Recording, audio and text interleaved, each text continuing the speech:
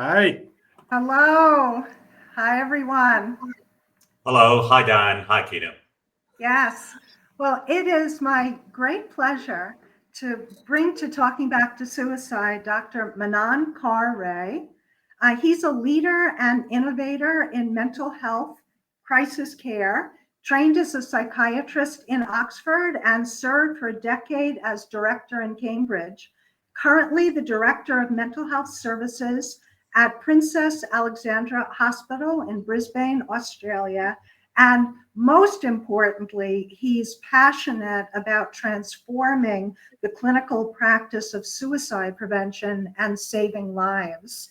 And I just want to share how Manan and I met because I have presented on the Mental Health Academy online platform on suicide prevention, and I was watching other presenters. And I was so taken, Manan, by what you said. And this goes back, not this year, I think it was maybe a year ago, even possibly 2 years ago. And I listened most recently to your presentation where you were giving the metaphor of the camera lens, and perhaps you can also go into that. But anyway, when I first had listened to you, I was so taken by your passion and intelligence that I reached out to you, right?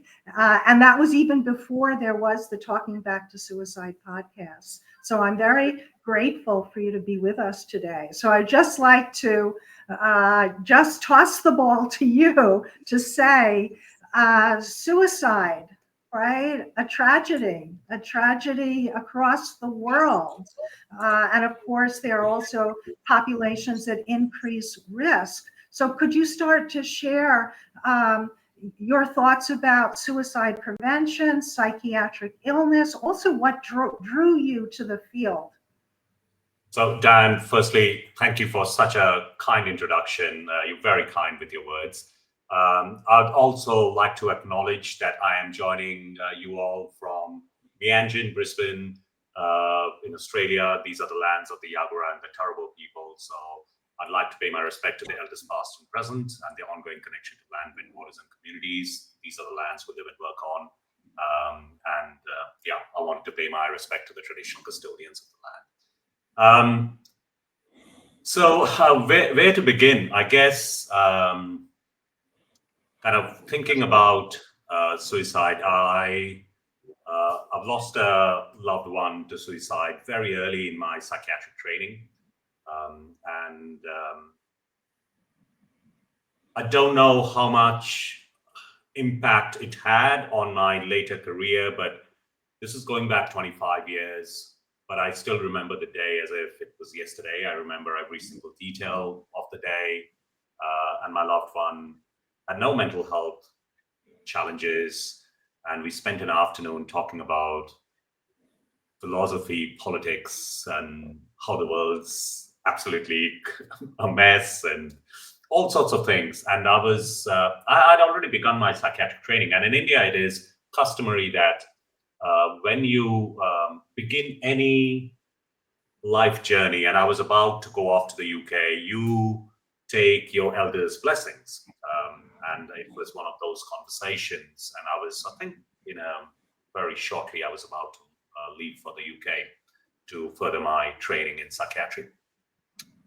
And we spent an entire afternoon talking about all sorts of things. And that night, well, the early hours of the next morning, my loved one took their life. And when I look back, there were lots and lots of hints in there, which with the benefit of hindsight, one can see and say that, oh, those were final acts. In my stronger moments, I remind myself I wasn't looking, we never had any mental health issues. Why would I be picking up suicidal thoughts or final acts? In my weaker moments, though, I do feel, oh, should I have noticed more? Should I have picked something up? Because they were things that he said around, like he had a burning sensation on the sole of his feet, so he could not sleep at night. and he had gone to his general practitioner, and the general practitioner had jokingly said that, "Oh, you don't need a physician. I think you need a psychiatrist." And he laughed and he said, "I would rather kill myself than hand myself over to one of you lot." You lot meaning, because I'd begun my psychiatric training, and this loved one had been incredibly supportive of me starting a career in mental health, whereas the rest of my family went, after finishing your graduate degree in medicine, you're going to do what? You're going to do psychiatry? Whereas this family member had been incredibly supportive. He had put away money for all the grandchildren in little envelopes for the autumn festival, which was still 6 months away. He told me lots of things, which, with the benefit of hindsight, you can think that he had taken his son to the bank because he had a bit of a tremor in his hand and had schizophrenia. So doing a signature was difficult, and he wanted to make sure that his checks were honored. There were all sorts of things. When you kind of look back, you think that they were final acts. So whatever I say about suicide prevention, I say with kind of humility, because I did not pick that up. So, but at the same time, I feel, yes, there's more that we can do, but we try and do our best in every conversation and every interaction.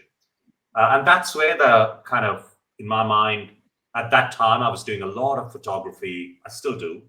And I was learning the art of photography. Perhaps this idea of this book, The Photographer of the Inner World, was conceived. Actually, that's quite a nice book now, Photographer of the Inner World. That's what I was talking about.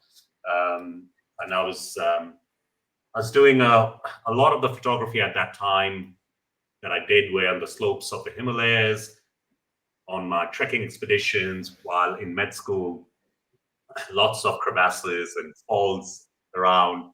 And it kind of reminds me the art of mental health care has got a lot of parallels in the same way, with learning photography in the Himalayas, learning the art of mental health care in the corridors of emergency department late at night when you are just by yourself and the consultant might be asleep at home and you might have to get supervision. So there are parallels in my mind, and that's where that metaphor was born around photographer of the inner world, that those of us who work in mental health, whether you are a psychiatrist, a mental health nurse, a psychologist, social worker, peer worker, patient therapist, I think they are in some shape or form trying to capture the inner world of a person on film or digital, as the case might be nowadays. And it's a snapshot. It's a conversation with life. It's a conversation with light. And you're trying to work out the light and the shadows and be able to pay attention to both. Yeah, that's the origin of the metaphor and the origin of the book. And I thought I've written many books on suicide prevention that are about the science of it and the science of the conversation and all of those things. I thought it was time to write something which was more about kind of inspiring people and connecting. This is perhaps a blunt question. Why do people kill themselves? Yeah, I wish I knew the answer, 25 years in this field. And every person has got a unique footprint, so as to say, their footprint of emotional pain with which they're dealing with. I do believe and strongly believe that there is a very strong life force within all of us, the desire to avoid pain and suffering. There's a very strong life force amidst all of us, but that life force comes with this desire to avoid pain. And when the psychological pain gets to a point that it is unbearable and you're feeling trapped and there's no way out, you get this almost this energy this psychological oomph to do something, to change this unbearable state that you're in, break out of this entrapment that you find yourself in. Because I've spent many years working as a consultant in crisis care. And so every day I would see 4 or 5 people in suicidal distress. The crisis resolution home treatment team in Cambridge, I'd often listen to 20 stories in a day in suicidal distress. And you get this entire spectrum of people where kind of they are slowly drowning. It's a gradual process. And then those where you see that they've almost taken catastrophic action and no one actually saw that coming. In fact, we thought they were getting better. So I don't know whether you're familiar with the cusp catastrophe model where, everything's going fine. And then suddenly, boom, there's a suicide attempt that comes out of nowhere. So that's kind of one extreme, completely unexpected. We have seen that. And then the other end where you kind of think, when you interact with someone, you get that sinking feeling in the pit of your stomach and you kind of go, oh my God, I just don't feel that they have any reasons for living. What is their reason for keeping up this fight? And you kind of think sooner or later something bad's going to happen. I don't know when it will happen, but there are people who are in such emotional pain that you get that clear feeling. Unfortunately, we haven't got the power, got those superpowers of mind reading or predicting the future. I wish we did. Everyone working in mental health wishes they had those powers. But I feel that it genders around emotional pain. When that psychological pain gets unbearable, and that pain is more than the connection to hope and meaning and the people and pursuits in our lives and the values that underpin us. So if you think about our reasons for living and reasons for dying, and as Marsha Linehan would say, the pain gets to a point where those connections are not strong enough. They overwhelm those connections. I wonder too that as the pain is increasing, the withdrawal increases, and just it's almost paradoxical. Just when you need the most help and support is when you're least likely to reach out to get it. Yeah. Right. And I could resonate too with the circumstance of where you think someone is doing better. The last time I saw my teenage patient was the day before she died by suicide. And the mother and the girl were in the session together. We were all talking. During the session, when I was alone with the girl who was experiencing some bullying and some problems with an ex-boyfriend, even in the session when I was asking her about her mood and suicidality, there's that expression, that which does not kill me makes me stronger. There's Kelly Clarkson did a song with that lyric, and my patient was singing that song in the session to say how much better she was doing. When she left to go to school and the mom was still in the room with me, the mom and I smiled at each other and both said how well she was doing. And yes, and I also, full disclosure, when I was in medical school, I had attempted suicide. Years later, I was diagnosed with bipolar II disorder. And looking back, I think some of my behavior around that time was related to that, because it was very out of character behavior that I was having. And thank God, I survived that suicide attempt, which was absolutely an intent to kill myself, right? Yeah. Wow. I will say, though, that most people in some shape or form attempt to seek help. Right. Like they might not, as they make the decision and they have ambivalence. Like once they have resolved the ambivalence, they might not say anything more. but most people, like even my loved one, went to a GP, right, with their problem. Like in some shape or form, they reach out and they try to articulate their emotional pain. But once they have navigated the ambivalence and have come to their decision, perhaps they find some kind of peace. I don't know. It's very difficult to generalize because everyone's story is unique. Everyone's emotional pain is unique. Everyone's journey is unique as well. So, yeah, very complex, very heavy issue, but it's something, I guess, um, worth thinking about. And as mental health professionals, this has a profound impact on us. Like I'm so sorry to hear about the loss of, like, every suicide is a tragedy, but somehow a young person's death, I don't know, it hits us harder.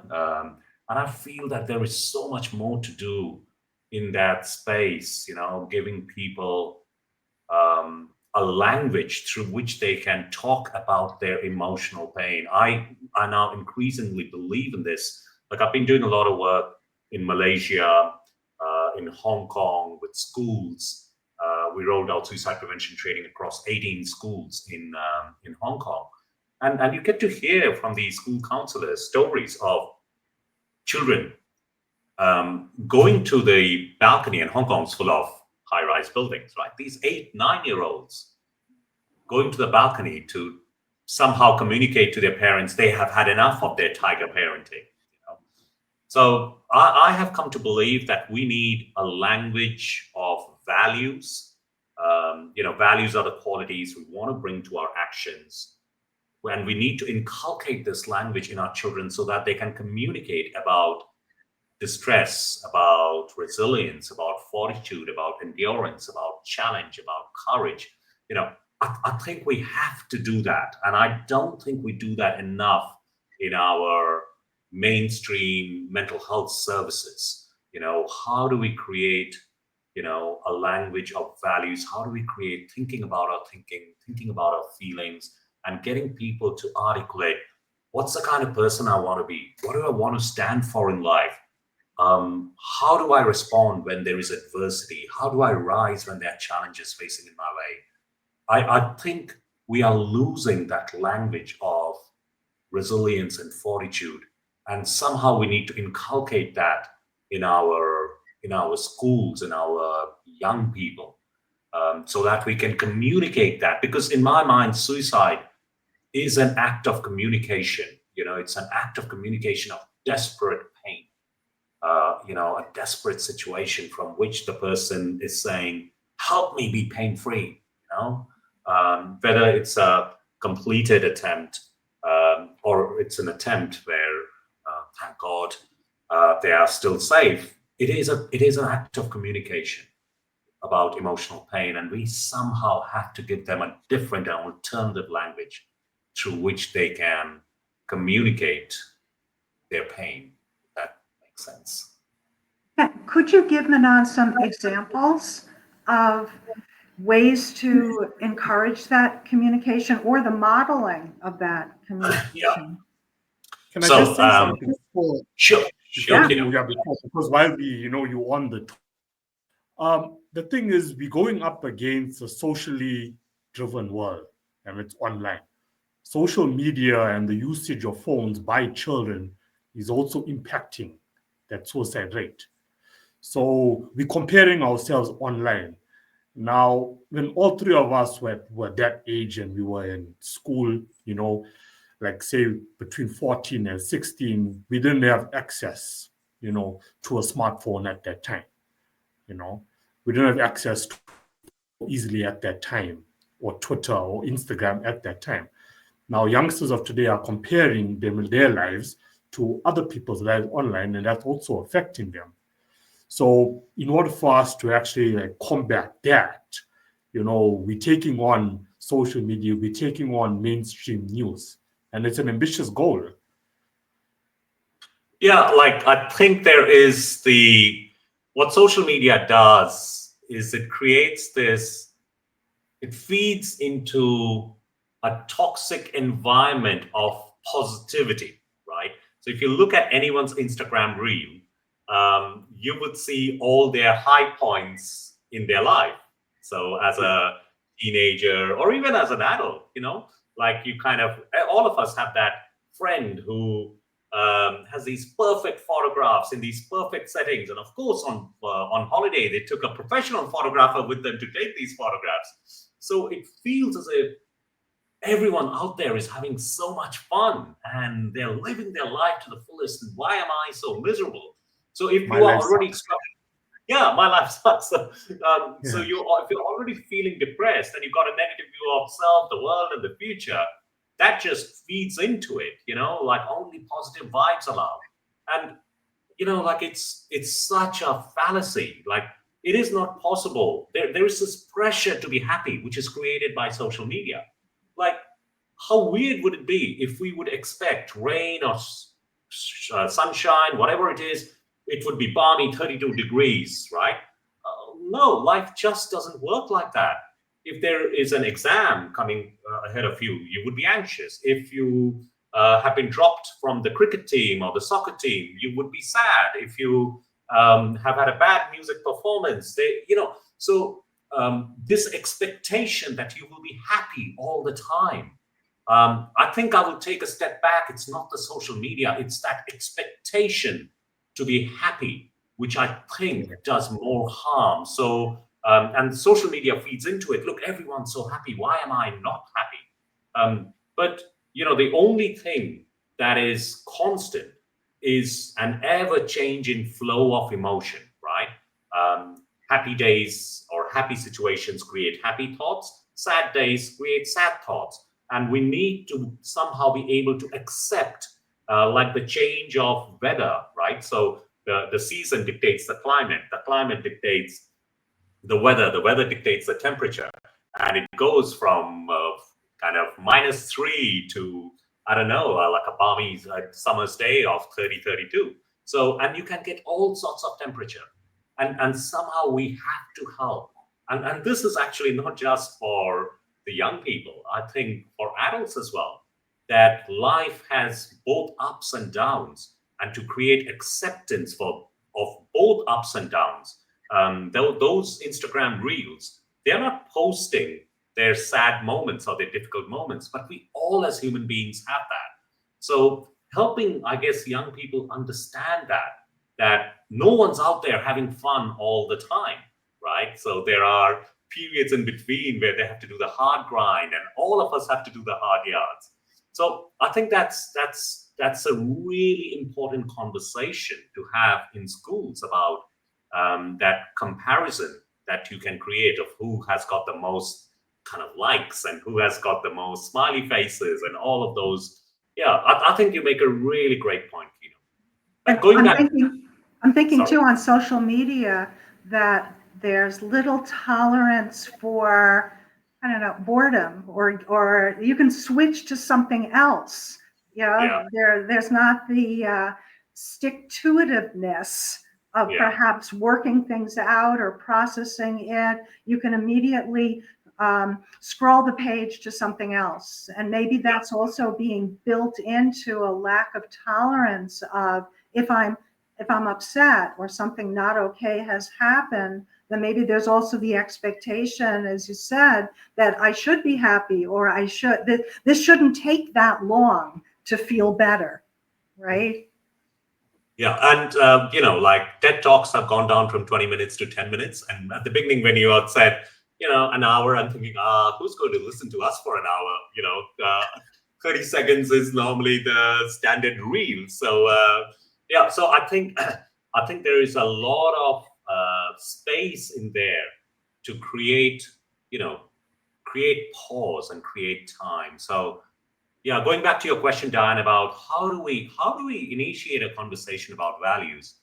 So the suicide prevention work that we do, so we do it under a banner called Progress Guide, and we have done 20 books on values for children. So hear me out, it's a bit strange. So we've got a character, which is a golden retriever, a 6-month-old puppy called Sunny.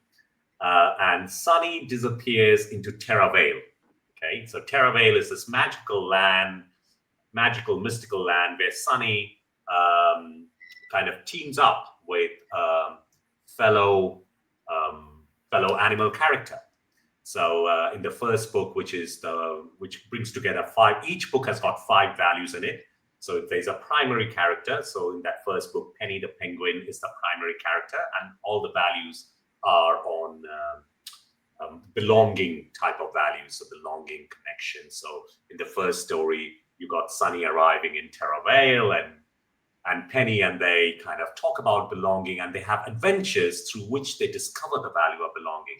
Then they team up in the second story with another character, and Serafina the swan on the ice flats, and they learn about connection. And in the second book, it's with Leo the lion, and they learn about courage, and Max the monkey, who learns about adventure. So each story is a short story. This is targeting people who are between the ages of 5 to 10.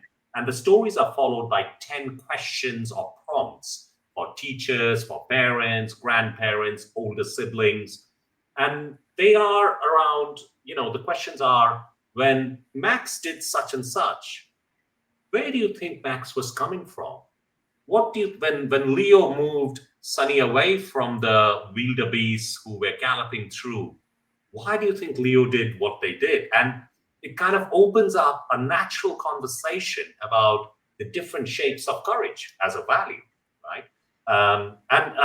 It's, of course, I'm biased, but it's a beautiful set of 20 books, 100 values, 5 values per book. And every time Sunny goes into Terravale and teams up with different animal characters. So there are 100 animal characters, one that resembles a value.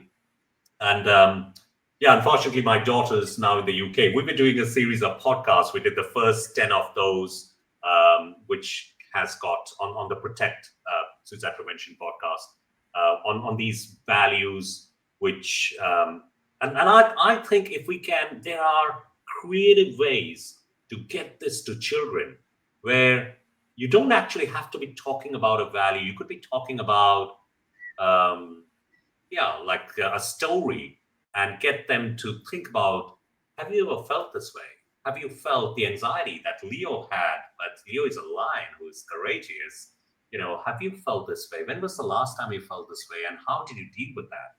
And you can bring it to things that are going on in school, or, cyberbullying, or other things as well. So 8-year-old, 10-year-old, where you can have a conversation. So I think there are nice creative ways to talk about values without actually talking about values, with children.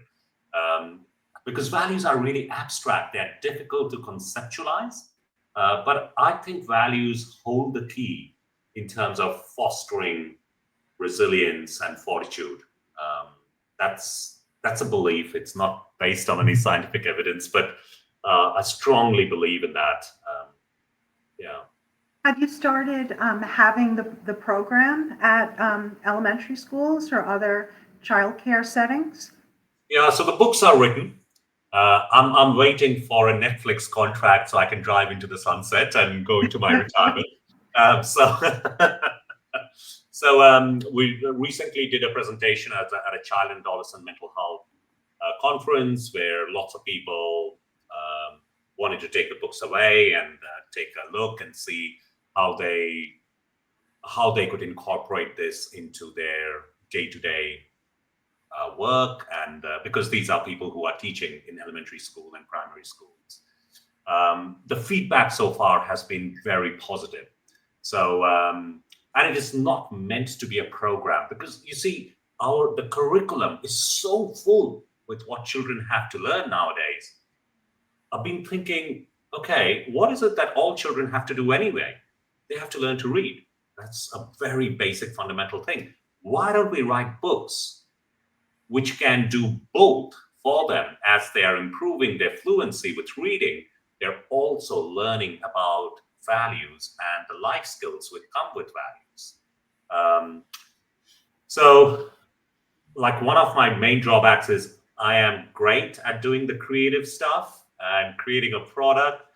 and then rubbish at getting it out there. So and sticking with it before my mind has moved on to the next product that we want to create. But yeah, so I need to get more systematic about it. I guess the next schools program that we run, those books will play a much larger part in it, in terms of, because a lot of the suicide prevention work that we do in schools that we do are targeted towards secondary schools, kind of 13-year-olds, 14-year-olds, people starting to struggle with eating disorders, or the first kind of signs of borderline personality disorder are starting to come through 15, 16-year-olds. And I've always felt that the primary school teachers are there and we are not providing them with anything in terms of tools.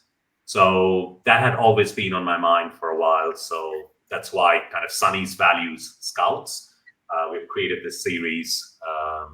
So yeah, that's where we are with Sunny. It sounds really beautiful. And I love what you said about the idea of the children needing to learn to read and the full sense of literacy. And that's a beautiful combination. Yeah. You mentioned the word resilience. Could you define what resilience means? So in my mind, resilience would be the ability to face life's storms, be able to take life storms in your path as they are, and create room for acceptance for those life storms. I'm a firm believer that when we begin to fight the reality of what we are going through, pain turns into suffering.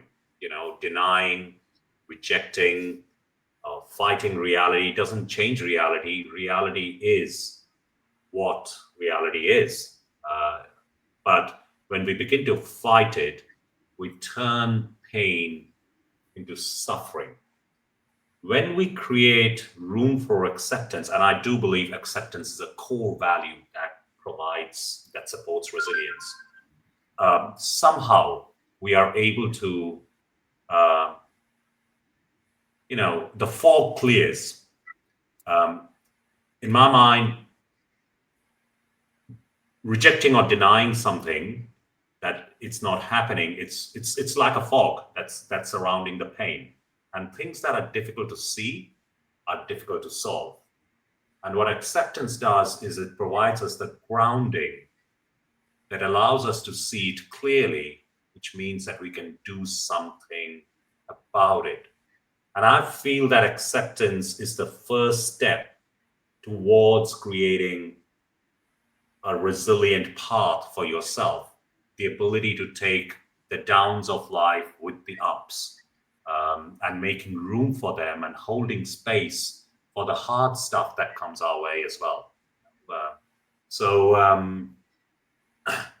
And sometimes I think you're right in asking the question, because the word resilience gets badgered around a lot without us understanding what are the components of resilience and how do we create resilience or support someone to stay connected with their inherent resilience that exists within all of us. A person starts losing touch with their resilience, with the fortitude that lies within all of us. How do we help them stay connected? And I think the way we help them stay connected is to support people to create room for acceptance. Acceptance does not mean giving in or giving up. Acceptance means exactly the opposite. Acceptance is the grounding that we need to say, okay, this is where we are. What are we going to do about it? Because the emotional pain you're experiencing, so pain in my mind is a lighthouse. It's nature's way of showing that this matters, right? Like that's why, and I tell this in my suicide prevention training programs, that I will not get suicidal, or I hope I will not get suicidal about a neighbor's dog passing away. Yes, I might feel sad for them, but I will not feel suicidal. If I'm suicidal, then whatever is going on in my life is incredibly important. It's meaningful. This is what matters to me. And that's why it has tipped me over the edge. We spend a lot of time in mental health trying to get our heads around what's the matter with you. If we could make that shift to what matters to you, from what's the matter with you to what matters to you, we will automatically figure out what's the matter with you. And pain is the signal. It's a signal which tells us what matters to this person. So if we can work out what matters to you, then we can begin to chip away at the source of the pain that you're currently experiencing, or raise your tolerance to it. That is the basic premise of relational safety, right? It's like I'm forming a relationship with you, which is a scaffolding within which we will do this kind of either whichever metaphor you use, whether you kind of talk about crafting pottery or chipping away at a sculpture, chipping away at the pain. That's what we're trying to create. In terms, and it's that emotional space where there could be acceptance of what is hard, what is painful, and it's only painful because it matters. If it didn't matter, it wouldn't be painful. You would expect that. Yeah. I don't know how I ended up there. Oh, it was a question about resilience.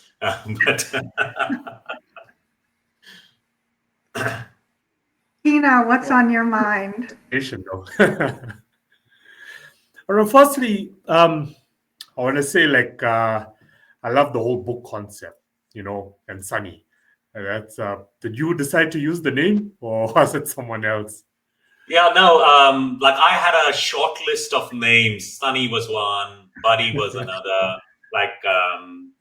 We had, and I think we wanted something with a sunny predisposition. So that was the idea. That it's supposed to. So Sunny has these characteristics, certain values, and his primary value is curiosity. Which you would find in a pup. A puppy is curious and they want to explore the world, right? And they come across things and they keep sniffing around it until it kind of makes sense in there. So that was the original idea. And then we kind of thought about, okay, how can we make it magical and mystical? And so this idea of Terra Vale and Sunny going through this. So Sunny has a brother and a sister, a 7-year-old and a 5-year-old, 8-year-old and 6-year-old now. And they're in the garden, and there's this doghouse, and there's this golden curtain, and he goes through the golden curtain and ends up in Terra Vale, right? And every story begins with mom and dad reading that storybook to Lily, and they are kind of, having a conversation, and they drift off to sleep, and they go into their dreamland, and Sunny kind of goes off into Terra Vale to has their adventures and has 5 adventures one after another. The primary character, whether that be Leo the lion or Penny the penguin, stays all through the 5 values. But in the 2nd, 3rd, 4th, and 5th value, there is a third character that joins the duo to make up a trio, it could be a meerkat, it could be a monkey, it could be a bear, it could be a honeybee, it could be butterflies, all of these. About 15 years back, we made 2012, so about 13. We created a video called The Lion Within. It's on YouTube. If you Google it, you'll find it. And my daughter was then 7 or 8, and I did a lot of work with my daughter trying to work out, okay, if I had to get across to a 7-year-old or 8-year-old depression, how would I do that? Okay, so this lion gets quite depressed. So again, I know, I'm sorry, digressed again. So and it was fascinating how a child's mind works, because I was trying to work out how would we show suicidality, right? How would we show hopelessness or worthlessness and things like that? And a child is very simple in their mind. Oh, you can have the lion looking at a lake, and the reflection could be saying those things back. And then stuff like it took us a while to figure out suicidality, but Lion's looking up at the constellations, and there's a shooting star going down into the valley, and to kind of symbolically show suicidality. And the challenge that I said was, if I could explain to an 8-year-old what does depression look like, we will get through to everyone. Without, I know there's a lot about, people talk about literacy levels and things like that. I feel sometimes we make it too patronizing and infantilizing as well. So there needs to be a bit of, somehow we needed to capture the nuance, but at the same time, it needed to make sense to a young person, a very young person. And that's what we've tried to do through Sunny's Value Scouts. In every chapter, we have put in some harder words as well, because we want them to be learning reading, but at the same time, kind of understanding values. And I think the questions or the prompts at the end is what the teachers and parents really love, because they can talk about values. Yeah. I mean, if I was a kid, and at times in my life, I do think I'm still a kid. Like, I try to keep 10-year-old Kino deep inside, because that just makes me smile about life, even though I'm an adult. And I think, that's good advice for, not endorsing, like how parents are on their phone these days, which is like sometimes in some cases 10 times worse than their children, which is, also blame to previous discussion that we had about social media. But I mean, you've definitely drafted this whole concept with the book and this project to attract kids in. When you were speaking about it, I'm sure you saw, I was smiling, because that's 10-year-old me saying that is quite cool. This will work, definitely. So thanks for. I think it will work, and every child has heard the story. They're heard stories from Sunny's Value Scout. They're engrossed. They're apps. And my daughter was doing the voice artist bit of turning them into audiobooks. So a lot of them I wrote with her. She's now 19, studying medicine, but she would be engrossed, because sometimes she saw me do the storyboarding, but she does not know how the story ends. And she's doing, oh, Dad, this is really interesting. I was intrigued. What's going to happen next? Because particularly in book 20, where Sunny would be returning back, at the end of every book, he returns back to the human world. So there is this whole piece with the polar bear and seeing all the values up as constellations. She was just fascinated by that. She says that, I get really curious about how would we get this value, turn this into an adventure, there's a value of nurture and getting orangutans and baby orangutans. And it was such a fun project to do as well. I think that was part of the drive for it, to think about, okay, which animal character can we really will bring to light this particular value. It was quite fun and creative. And you absolutely glow when you're talking about this. I have to say, I absolutely want to read your books. I'll send you the digital copies.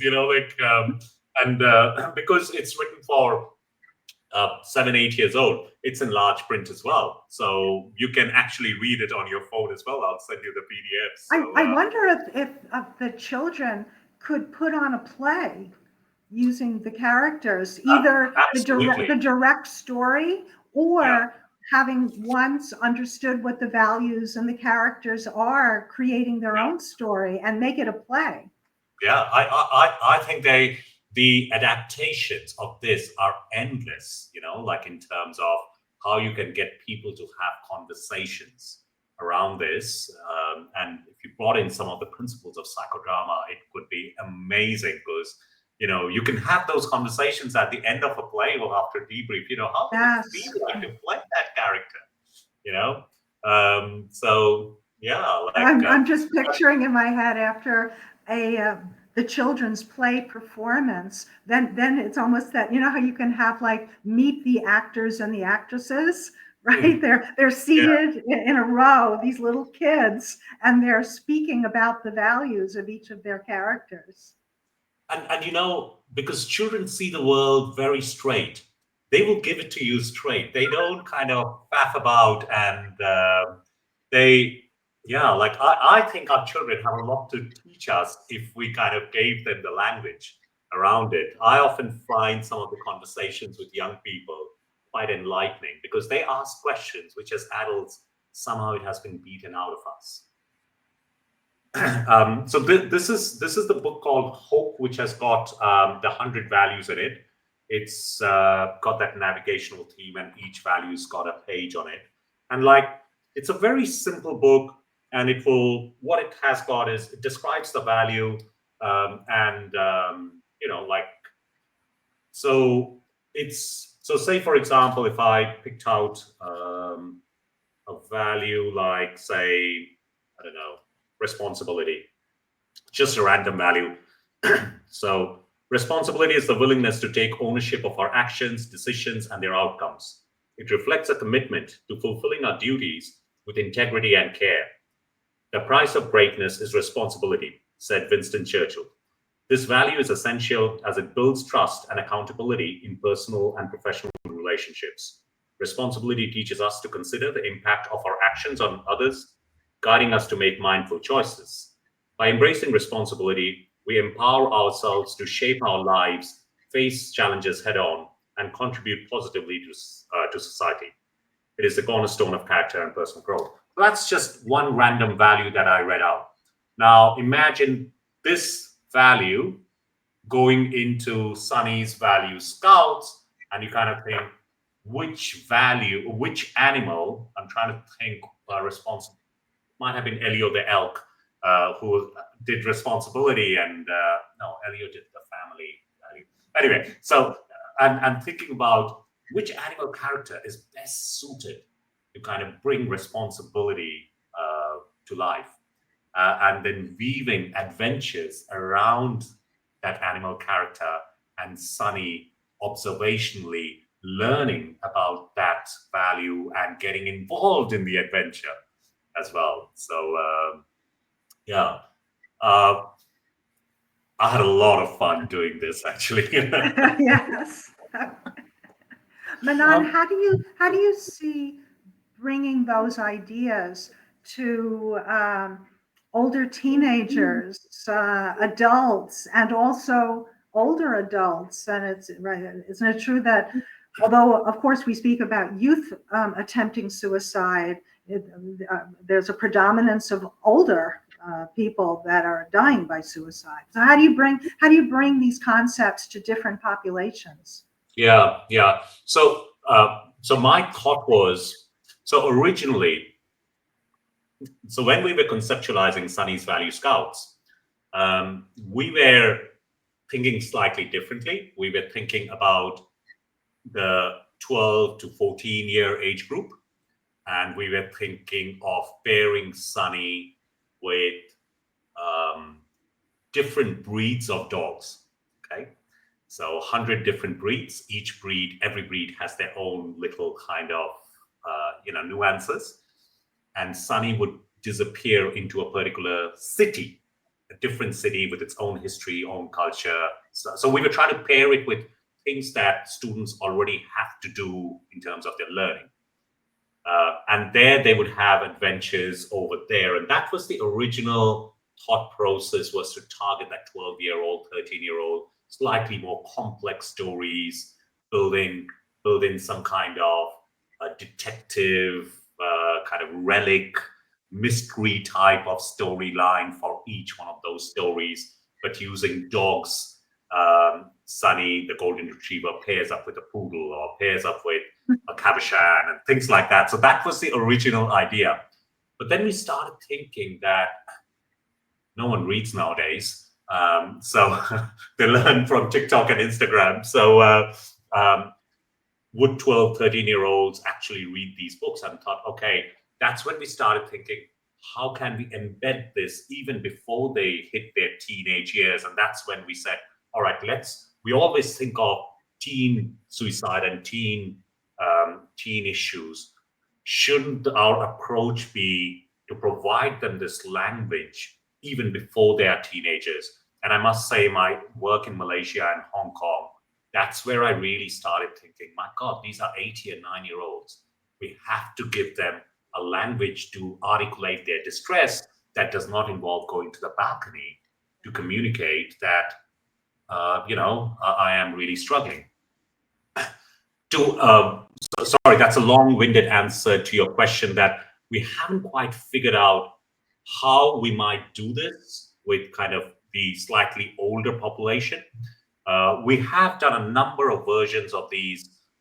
So this HOPE acronym, this stands for, H stands for what helps or harms, O stands for own my values, P stands for people and pursuits, and E stands for enact and evaluate.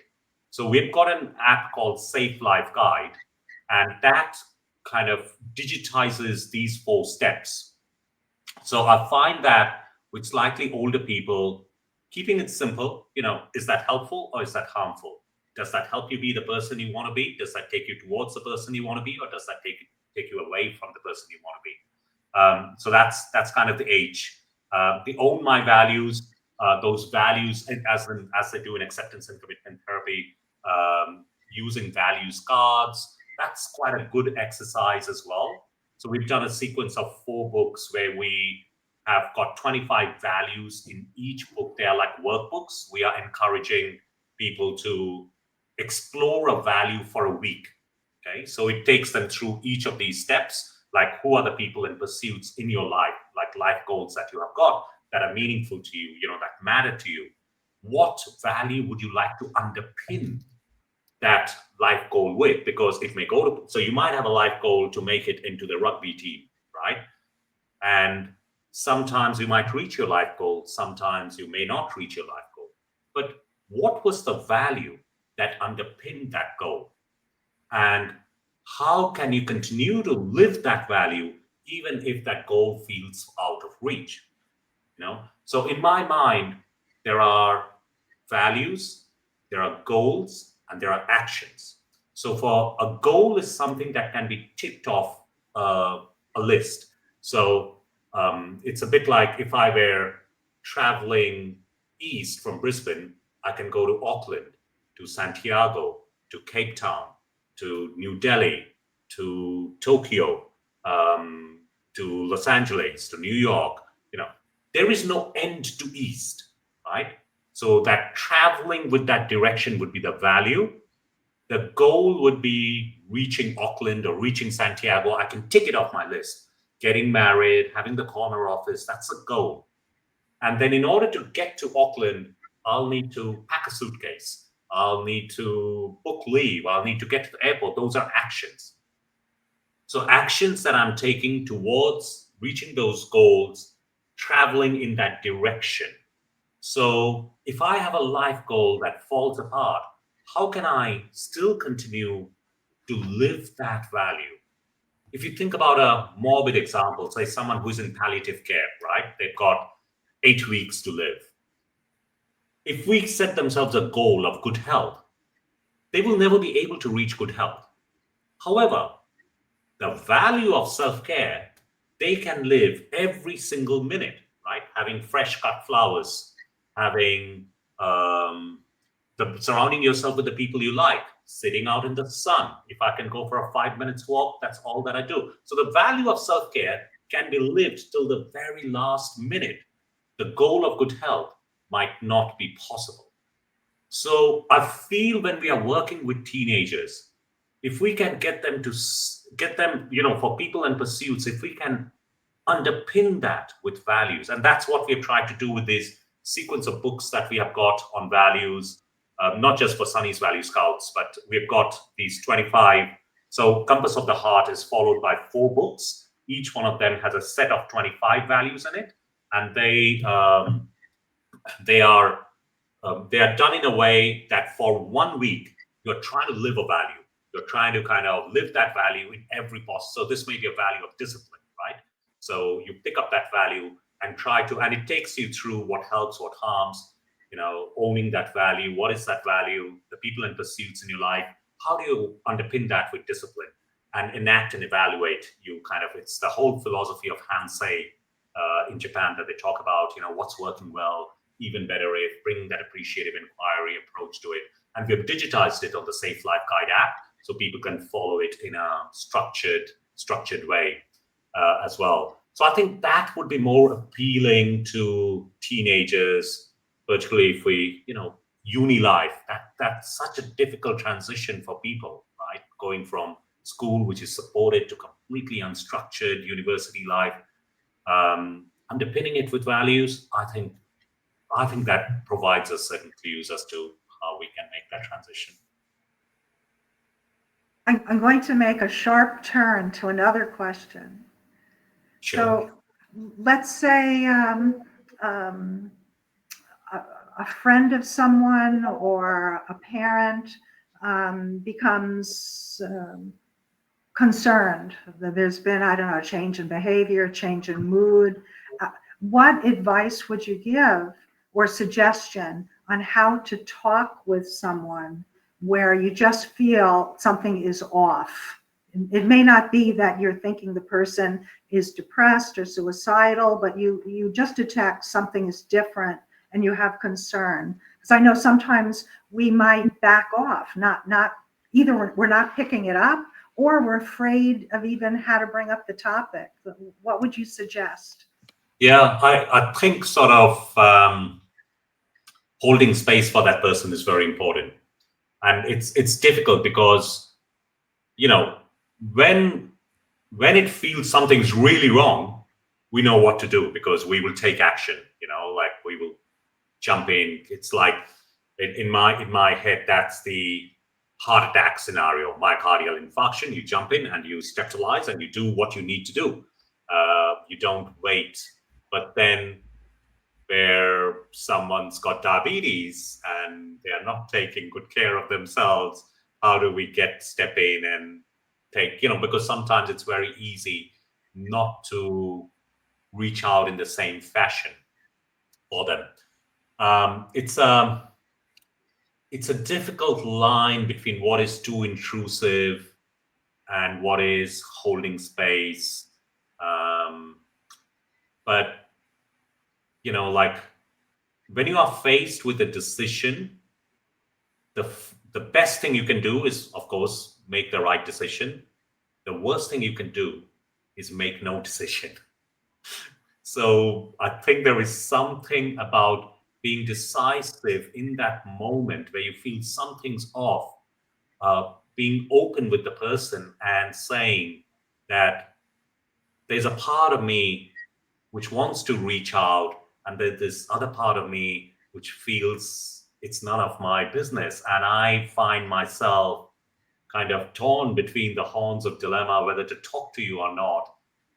And feel free to shut me down if you feel I am barking up the wrong tree. But I really would like to have a conversation with you because I feel something's not right.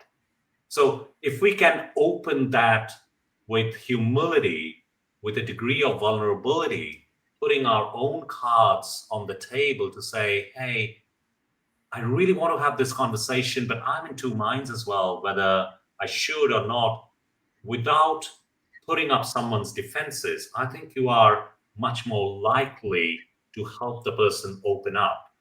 Of course, there are different approaches. There are people like Sean Shea who would say, if you are a professional, so this is, I guess, more as a family member, that's different. A professional would straight away kind of ask the question, seems like you're going through a tough time. Have you had any really dark thoughts of ending it all? A professional would be quite adept at doing that. But for a family member or a friend, it's quite hard. And they might say that, no, everything's fine.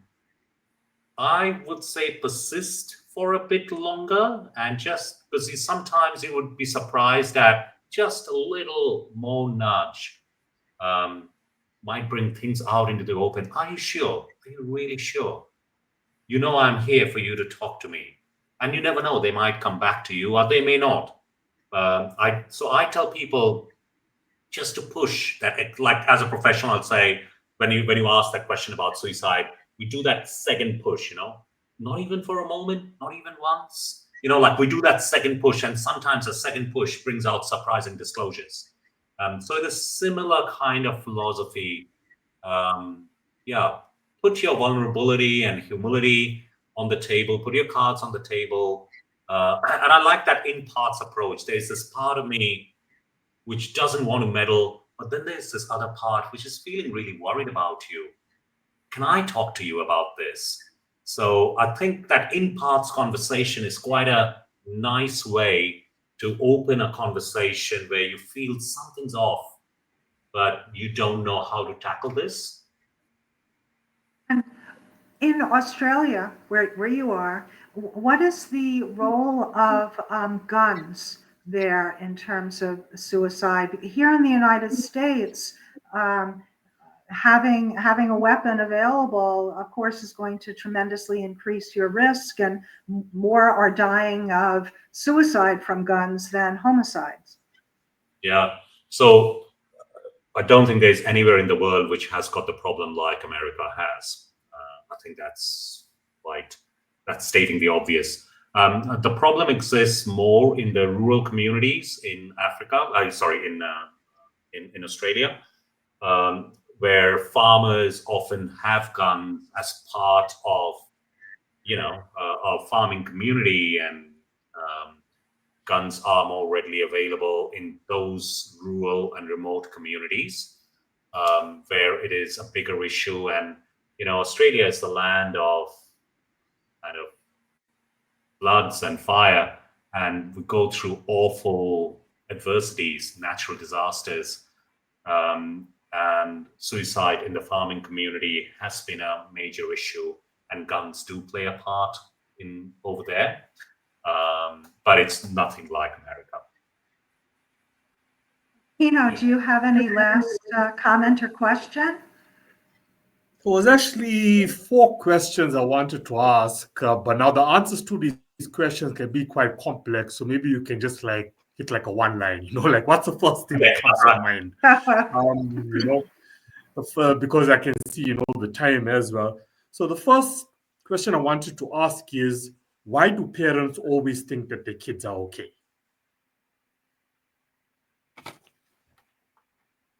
Like, what's the first answer that comes to mind? Why does my mother always think I'm okay? Why is there that expectation that because you're 18 or you're 21 or you're 25, that it's okay, you're okay? Yeah. That everything So is if I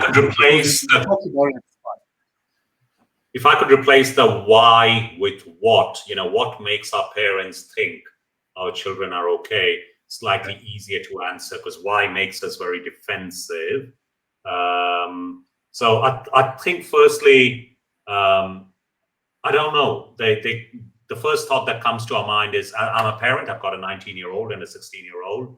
So when I think if my children are not okay, then maybe there is something that I have missed and I have done wrong, or so that could be one reason.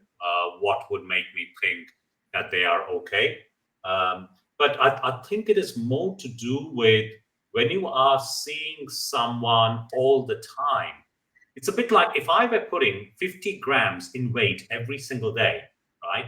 When I look at the mirror, what will I see? I will see exactly how I was yesterday. But 50 times 365 days is 18 kilograms. So if I saw a friend after a year, they would say, "Hey, my God, what have you been eating?" Right? My friends would. Hopefully, you guys have better friends. My friends would straight to my face. "What have you been eating?" So it's the equivalent of putting 18 bricks in a rucksack and putting it on my shoulders. Right? 18 kilograms. Each brick is 1 kilogram. My knees would buckle. But when I see myself every single day, I don't see anything's different. Now, a parent sees their child every single day, and they see their ups, they see their downs, and I wonder whether there is a similar phenomenon going on there where you are desensitized to a child's different moods because you see them every day. and gradually they might be slipping, and it seems like normal. It seems nothing's changed. So that might be a reason. I'm speculating here. So that's the first. Yeah, my mind's very twisted, right? The first thing that came to my mind was weight gain. I'm thinking of parallels between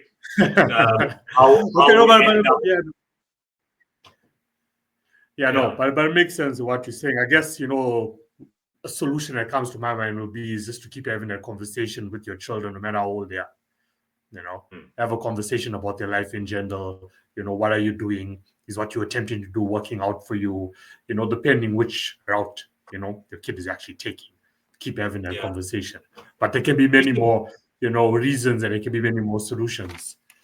Yeah, like it works the other way as well. So I lost my dad in October 2023, and in the lead up that year, he was 82, 83. He was quite unwell, and like I would speak to him every day on the drive back from hospital. I'm here. He was in Calcutta in India, and we would talk. And every day he would say, "Oh my God, I just want to die." Right? He was talking about suicide. I just want to die. Like my life's work's done, and I would so like to die. And you get desensitized to it. In India, there's a biscuit called Good Day, right? And I would, before he could start that, I would start saying, "Dad, it's a good day to have a good day. Have the biscuit, cheer up." So, and I was talking about positive psychology and the toxicity of it. But, whole day of seeing people who are depressed or dealing with mental health problems, the last thing I want to do when I'm speaking to Dad on my drive back home, which is my wind down time, is to talk about illness and ailment. But I have become used to his emotional pain, and I've become desensitized to it. It can go in any direction, really. Okay. Next one. Why do our moods tend to change? Why one day is Kino feeling like bright as the sun, things are great, I'm okay, and then the next day comes, I'm like, today sucks, not in the mood. Why am I doing what I'm doing? Why do we what's the psychology behind that? Yeah. So again, I'll change the why with the what, which makes it a lot easier to kind of deal with it. Okay, what? Okay. What is it that makes Kino be full of sunshine one day and be down and miserable the other day? And so there is a normal human explanation to this, that our moods react to what's going on in our life. But sometimes there is no rhyme or reason, and it's part of the illness that you are going through, which would be no different to, say, epilepsy or Parkinson's. Or, in epilepsy, we have these fits that people have, which come from dysrhythmia in the brain, right? So what is it that on a particular day, someone has a seizure or a fit, and on another day, they don't? They have the condition, but depends on what comes together. So obviously, all of us have good days and bad days. Our mood waxes and wanes depending on what's going on in our life. People with particular conditions, if it's unipolar depression, they have the propensity to swing to that end of the pendulum much more easily. There is gene-environment interaction. People on the bipolar spectrum can swing from this end to that end. Like, we all have a swing, right, from good and bad. People on the bipolar spectrum will have a much larger, broader swing because of the genes that they carry, as well as the environment, the gene-environment interaction that happens. That's the gene-environment interaction is the primary paradigm through which we explain these rapid changes in mood based on, like if someone has an illness. If you took the borderline personality disorder paradigm, then there are slightly different explanations in terms of affective instability and how what they have gone in their life, the trauma that they've experienced changes the way in which they deal with the world and the impact of that on the mood. So depending on the mental health challenge that you're dealing with, the explanation is slightly different. Would be a broad brush generic explanation would be quite difficult, but a broad brush one would be the gene environment interaction. if it's an illness or a challenge, significant mental health challenge that we're dealing with. But we should not take out normality from the equation, that we all have a swing in our mood depending on what's happening. Yeah. So I would guess like a solution that comes to mind is to, see a medical professional to like pin it down to what it can be. Yes, I would be. So it's a judgment call around when to go to a medical professional. I personally feel we should not pathologize everything, but it's a judgment call around. Okay, this is too much. Like it's mindfully considering what I'm going through. Does this fall within the realms of my normality? Is this affecting my day-to-day functioning? Is this affecting the people and pursuits in my life? Is this stopping me from being who I want to be and what's meaningful to me? It's stopping me from pursuing those life goals imbued with values. And I think that's a time to think about, should I be speaking to someone, whether that be family, friends, or it be a professional? Yeah. Okay, those are the 3 questions or 2 questions I wanted to ask that I felt like the general guy on the street, will ask, listening to this podcast. Early on, you spoke about, I stand to be corrected, about a book that you wrote about science. So yeah, I've written lots of books on the science no, also. no, science, okay. So what would you say is like the top 3 signs that, keynote should look out for, when observing someone? Something that should trigger me to say, look, I need to have a chat with this person. Okay, so the first sign that, so the first general principle is there a change? Okay, so there are people who are much more emotional than others, right? Emotionality is a spectrum. So as someone who is normally quite full with life suddenly is isolating themselves and is, I don't know, withdrawing from life, trying to get away from meeting friends. So it's a change. It's a change from who they are. So the change should make you think about what's going on. And it's a simple conversation starter around, are you okay? And it's okay not to be okay without that non-judgment kind of holding space. So I think the first thing is a change. The second thing that, if we're looking at early warning signs, and they are different for every single person, they would have a particular signature which is unique to them. This may be they start losing sleep. This may be they start smoking more. This may be they start getting teary at small things, or they start snapping at their children. It is different for different people. So when we do safety planning and we look at early warning signs or triggers, that's one of the things that we kind of look for. So early warning signs is more in the person. Trigger is, I guess, more environmental, external, that's kind of setting them off. And that would be the third thing, I guess. Have they got their plate full? Is there someone who is dealing with a lot? And you can open that conversation using a simple technique, which in professional terms we call shame attenuation, but it's a very simple conversation starter, which is, God, you got a lot on your plate. Just wonder, is this too much?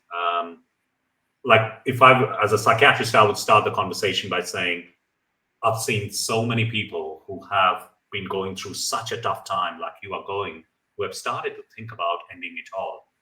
I wonder whether you have had thoughts like that.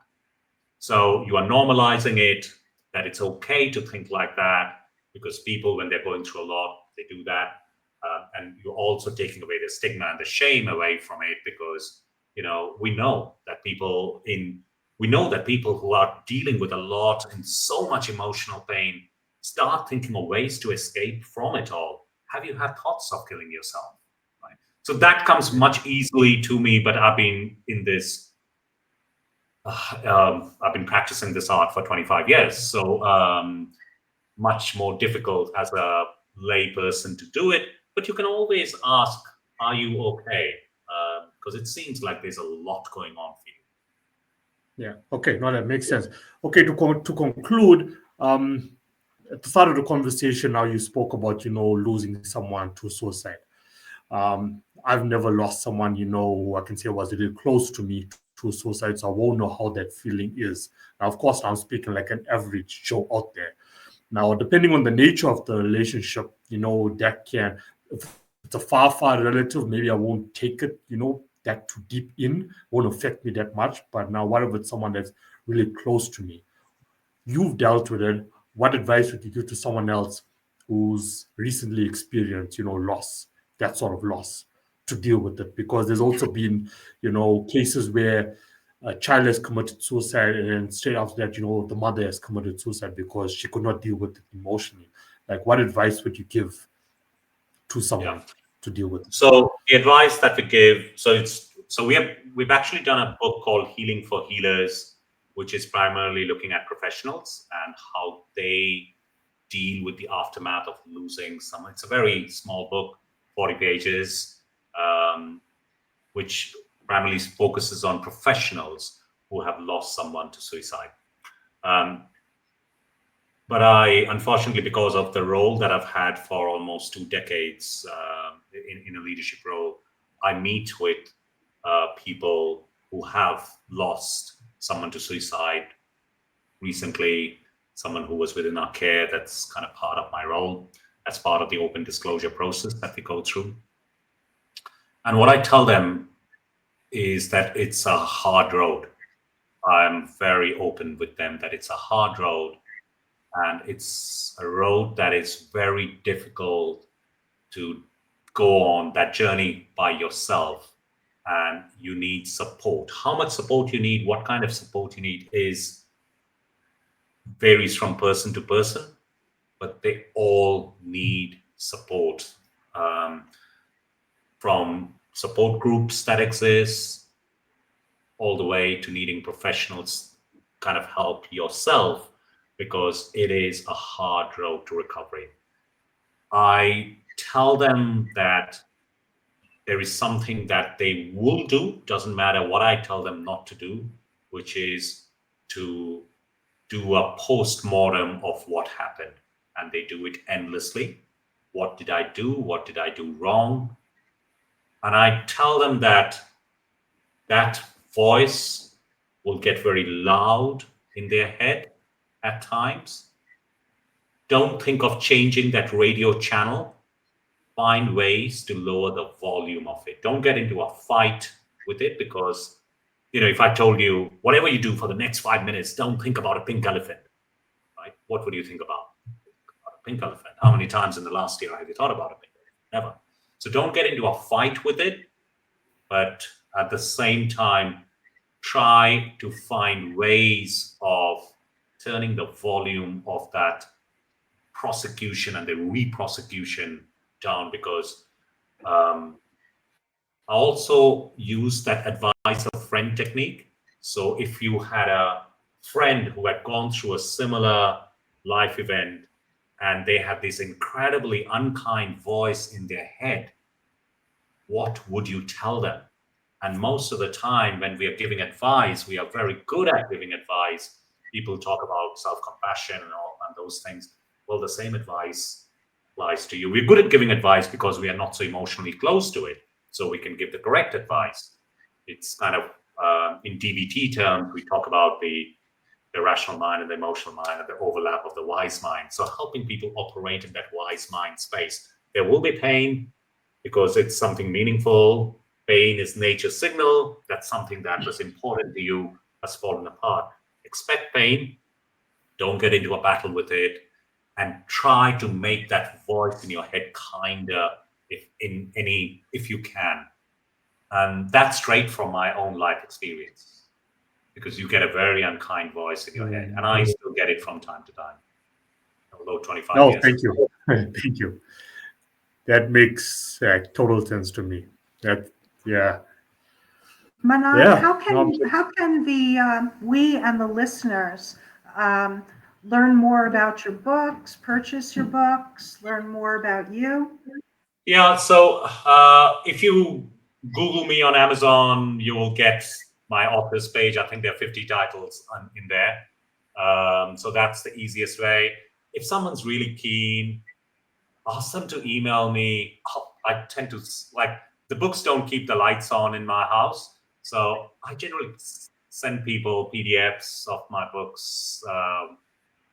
Get onto the Safe Life Guide. There's lots of free stuff in there. So yeah, if people wanted PDFs, just get in touch. Contact me on LinkedIn. And that's actually where I contacted you initially on LinkedIn. Yeah. I'll send you the stuff that you want. Like if you want to buy it on Amazon, like we do stuff in the developing world where we don't charge anything. So so just get in touch. I'll send out the stuff. And do you have any final words that you'd like to say before we say goodbye? Well, what I would like to say is that the work you guys are doing is pretty amazing. The Hold On campaign. They had a look at the website, and that strapline that you'll have got is when words are not enough. Art can find an avenue. I really think that was so touching, and I've seen it so many times in a life where it's easier to have a conversation through poetry and prose and drawings and paintings to reach out to someone's emotional pain. I think the work you guys are doing is invaluable. Please keep doing that. It's absolutely inspiring. And thank you for this opportunity to come and have a chat on a Sunday morning. What a wonderful way to begin the Sunday with you guys. And the work you guys are doing is absolutely inspiring. And I'm humbled by this opportunity to come and speak to you all. Thank you so much, Manan. Right back at you. Serious. All this wouldn't be possible if we all weren't working together. It's not about the individual or the individual organization. It's about all of us globally, uniting to fight this. And at another time, if you wanted to have another conversation down the line, my friends say I can talk to a wall. I will be happy to come and talk to you guys again. Wonderful. We should definitely. Wishing you a wonderful day, Manan, because it's still early morning. Kino, it's past your bedtime, right? And I will enjoy the rest of the afternoon here in Oregon. Have a wonderful There's no weekend, set guys. bedtime with this lifestyle. All right. Bye, everybody. Thank you so much. Take care. Bye. Bye.